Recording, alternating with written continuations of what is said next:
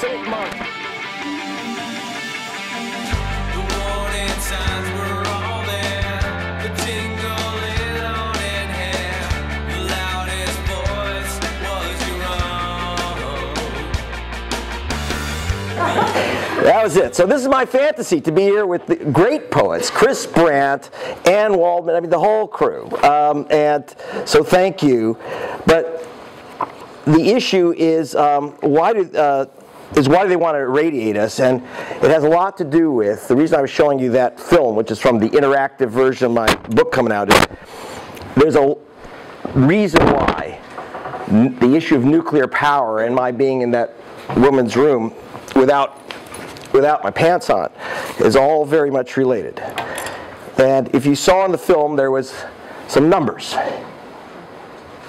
That's what it comes down to. Southern Company is the largest electric power company in the United States, runs the Vogtle nuclear plant, and has been designated as the first corporation which will get a hunk of the $8 billion that Obama has authorized to subsidize the building of the first new nuclear plants in America in 30 years. Okay? I just want you to know who these guys are.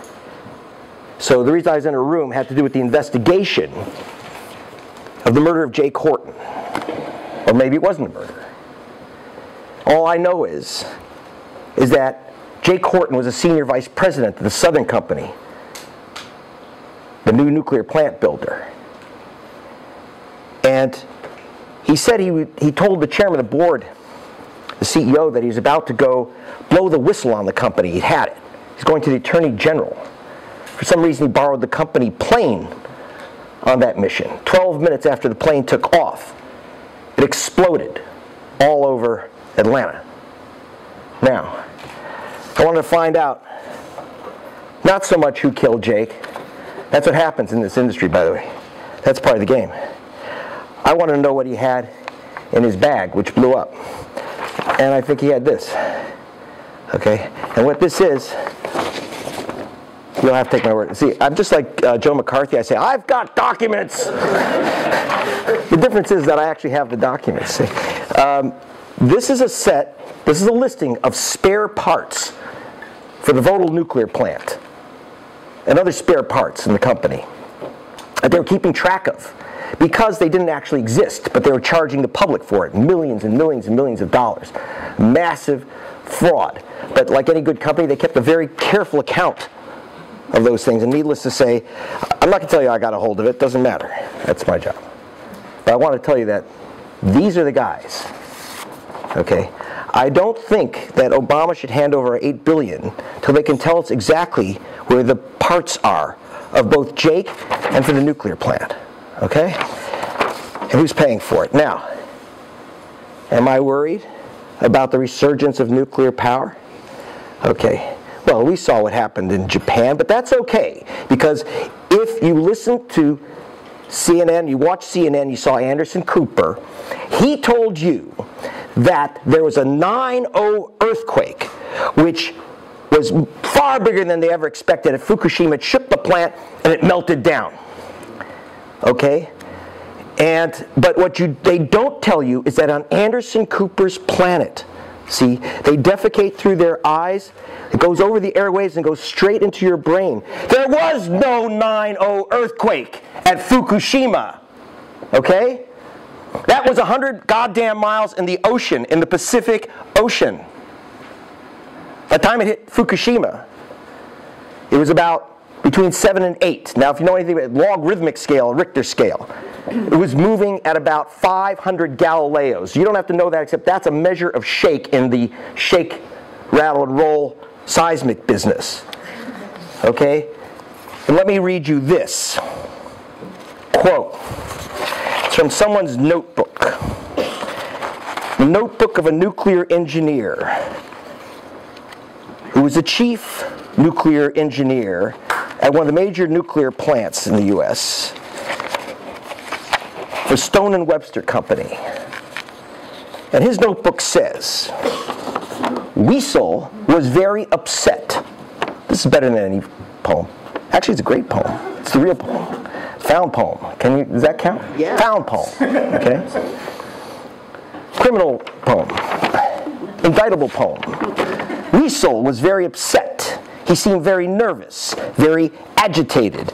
In fact, the plant was riddled with problems that no way on earth could stand an earthquake.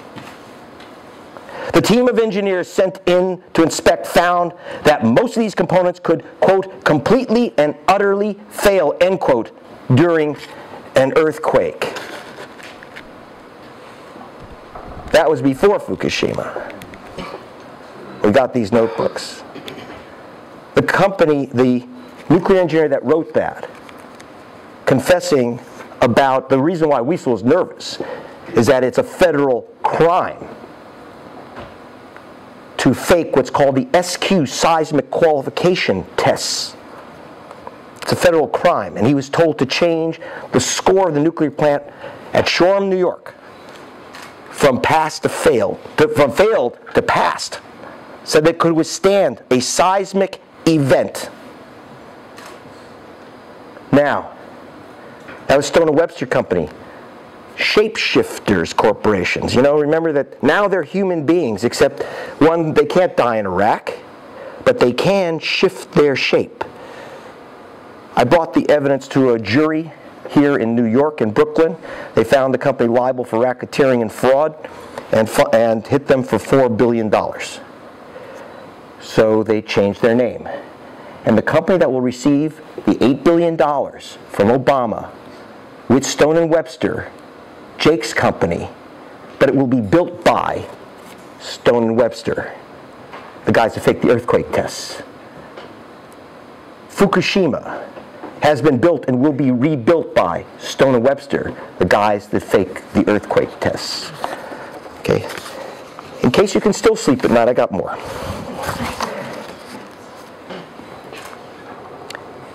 I was watching with my chief investigatrix, Miss Badpenny, that's really her name, Letty Badpenny. And it's 4 a.m. And she's saying, you got to write something about this. I said, look, no. I said, but the plants will melt. The diesels are going to fail. Because we were being told by Sanjay Gupta, what the heck is he doing talking about nuclear power and on CNN? Don't worry, there are emergency diesel generators which run water into the plants in case of an emergency. That's what saves us, because it'll flood the plants with water and everything's fine. Oh, a tidal wave, a tsunami crashed through and destroyed the emergency diesel generators at Fukushima. That's why it melted down. Oh my God, who could have expected that? Except it's not true. Take a look at Google Earth and you see where the emergency diesel generators are. They were no more wet than the washroom here at 80 St. Mark's, okay? I wouldn't go in barefoot, but you don't need a swimming suit. They made it up. What happened to the emergency diesel generators? Why did they fail? Why did they fail? The answer was they committed suicide. See, now, how a machine commits suicide is that the emergency diesel generators, I found out, I get a call from a diesel generator engineer who says, don't use my name. They all say, don't use my name. We do, if you know my work on BBC, you'll see a lot of people talking in shadows.